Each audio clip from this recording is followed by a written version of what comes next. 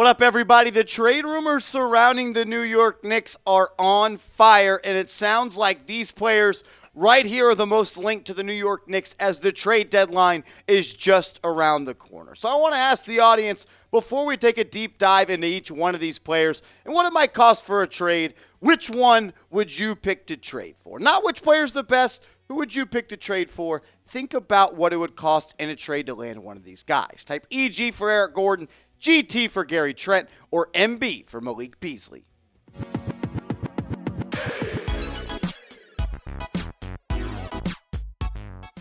You are watching New York Knicks Now by Chat Sports. I'm your host, Marshall Green. Appreciate everybody making the show a part of your day today. Give me a follow over on Twitter at MarshallGreen_. Everyone that follows me from this video and DMs me trade deadline, I'll give you a follow back. Just DM me trade deadline so I know you came from this video. I also want to give a big shout out to the Strickland, an awesome Knicks account on Twitter. They have over like 14,000 followers. They're great for Knicks content. You can follow them, and that's where the rumors are coming from today's show. The Strickland reported that Gary Trent Jr., Eric Gordon, and Malik Beasley are the three most players that have been linked to the New York Knicks with the trade deadline just around the corner. The trade deadline is February 9th. So we are just a couple of weeks away from the trade season coming and going, because that's what happens in the NBA. It all ramps up right until about February 7th, February 8th, February 9th. Then it tails off, obviously, because the trade deadline is over. We're going to touch on each one of those players, trade ideas for each player. Then I'll ask you which trade idea you like the best. But I always like to show these graphics right here because we need to know what we have in the treasure chest of assets before we make any of these said trades. Potentially 4 first-round picks this upcoming draft. We'll talk about those. We got 1 first-round pick next year, 2 first-rounders in 2025, and 11 first-round picks over the next 7 years. Those 4 first-round picks this draft, 1 is our own, unprotected, obviously. The Mavs is top 10 protected, Pistons top 18, Wizards top 14. This pick's going to convey, so the Knicks will have 2 picks. This pick might convey. The Wizards, they beat our ass last night, and that was embarrassing. This Pistons pick, probably going to roll over for a couple of years. It's also top 18 protected next year. I say all that to say the Knicks have the draft capital to make a trade.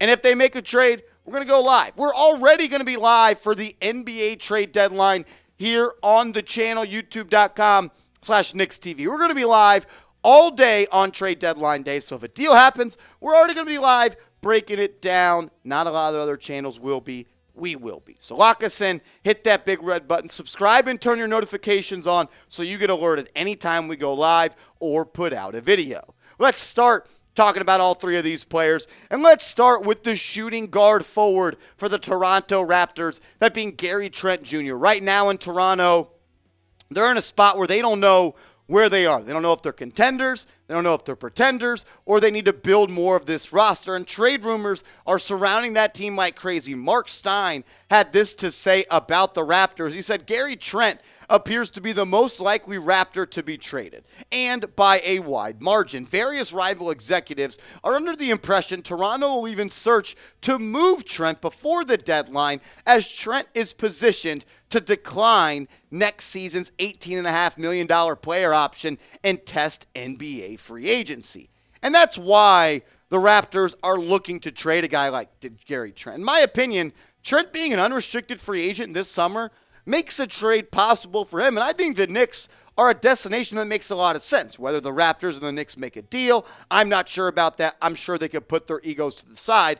But what Gary Trent does is what the New York Knicks need. They need a guy that can get buckets on this team besides the big 3, and they need a guy that does it efficiently besides Jalen Brunson, and that's what Gary Trent Jr. does. He shoots 44% from the field and 36% from downtown while averaging 18.5 points, and he is a marksman from beyond the three-point arc. He gets up 14.5 shots per game, and 7 of those are three-pointers. So he's a court spacer. He's a guy that could play in the second unit. He's a guy that could be a starter. I think he'd be a great fit for this team. Also adds some lineup versatility and gives you some more scoring power. Really, that's what the Knicks need right now. So this is a trade idea that I cooked up. I cooked up all these trades in the NBA trade simulator, so they all work money-wise. I'm not saying I would do all of these trades. Maybe I would. Maybe I wouldn't. I don't really want, I'll give you my take on all of these. But I want to get your take more importantly. In this trade, the Knicks would receive Gary Trent Jr., Otto Porter Jr., but giving up Derrick Rose, Cam Reddish, Obi Toppin, and that first-round pick that's owned by the Knicks but is the Dallas Mavericks pick, which is top 10 protected. Before we go any further, stop telling me that Derrick Rose is giving up too much. He doesn't play. Stop telling me that giving up Cam Reddish is too much. He doesn't play. They collect DMPs. They haven't played in a long, long time. So in this trade, you're really giving up Obi Toppin. That's not going to play that much with Julius Randle here. We've seen that. And a first-round pick that's not going to be in the top 10. So I want to ask you, would you make this trade? All of the Knicks Now real ones watching right now, sound off in the comments section. Would you make this trade? Type A for accept.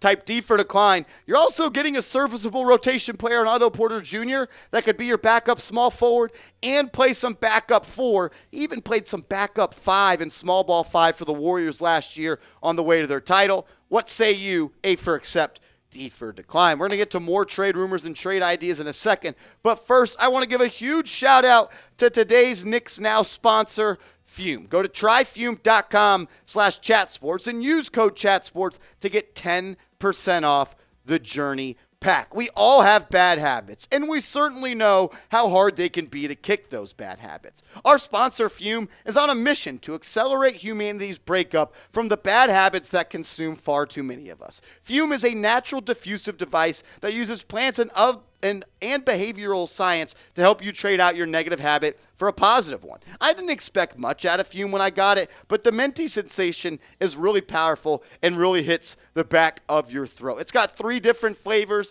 The device is awesome. It fits in your hand really well. They have white cranberry, maple pepper, crisp mint, whatever flavor you like. They got it. 3 unique flavors in the Journey pack. Fume, it's not a vape. It's a non-electronic device designed to transform your negative habits. The easiest way to stop a bad habit is to switch to a positive one, and Fume is designed perfectly to do just that. Head to tryfume.com/chatsports and use code chatsports to save 10% off when you get the Journey pack today. That's tryfum.com/chatsports. Tryfum.com/chatsports. Get 10% off with the code chatsports. That link is in the comments and description of today's show.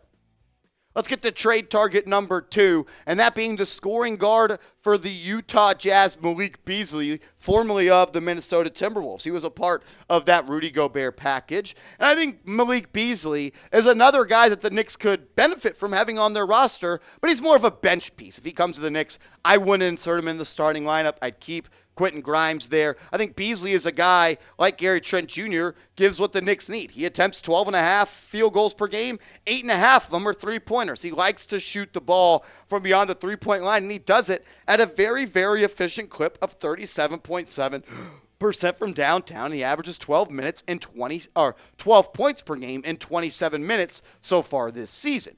He also has a $16.2 million team option next year.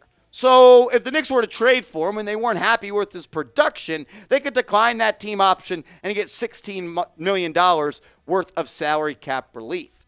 Look, I think Beasley's a great player. I'd love to have him on the Knicks, but it's still F. Danny Ainge at this point. If you want to type those FDAs in the comments, and you know what I'm talking about if you do, my thing is just, what is it going to cost?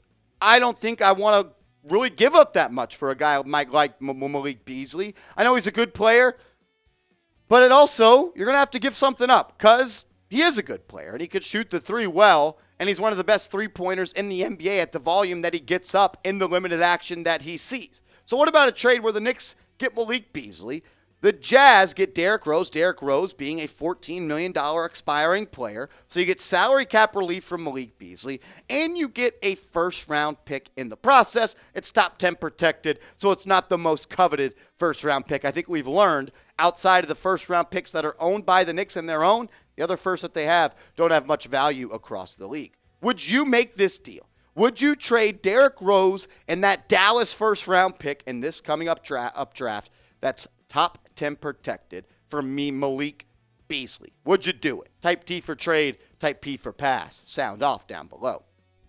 The last player we're going to discuss on today's show, and we've discussed him a couple different times on the program, that being Eric Gordon, the veteran scoring guard. I'm stumbling on my words. Look, I like Gordon. He's a good scorer, but he's old and he's injury prone.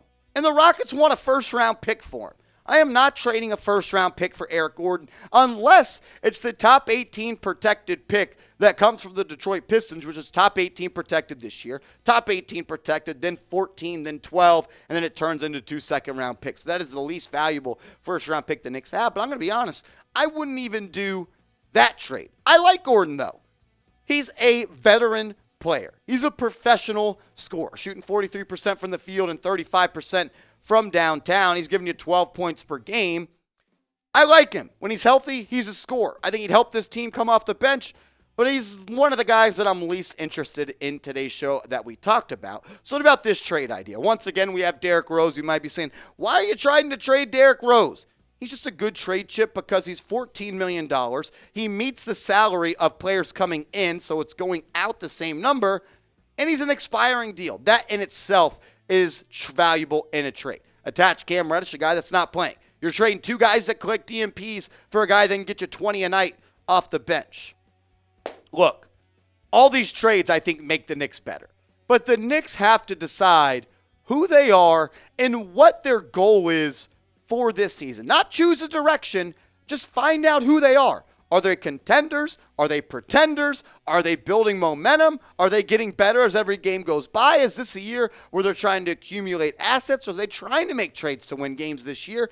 I don't know what it is, but I think they need to figure it out. And I think all 3 of these trades would make the Knicks better. So we're going to run through these trades one more time, and then I'm going to ask you which one of them is your favorite. This is a Gary Trent trade. I think you get 2 rotational players here. You give up Obi. Yeah, that sucks, but I don't know if he has a future here. And you also give up a first-round pick. I like this trade. I also like this trade. I like all of these trades.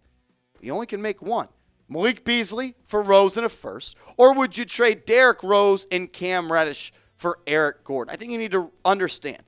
You're giving up the most for Gary Trent. If you trade for Gary Trent, that gives me the idea that you believe you can win with this core. If you trade for Malik Beasley, you're saying you can win, but you're not giving up as much draft capital, and you're still keeping the cap in the future years in your thoughts. And if you're trading for Eric Gordon, that's just getting a veteran in here, getting rid of some DMPs, and that can help you this year as well. So we showed you 3 trades. I want you to pick one trade. Type 1 for Gary Trent, 2 for Malik Beasley, or 3 for Eric Gordon. Which one of those trades would you make?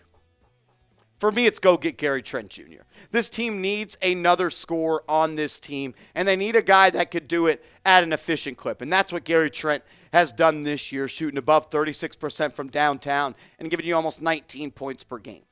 I just struggle a little bit if you were to get Trent.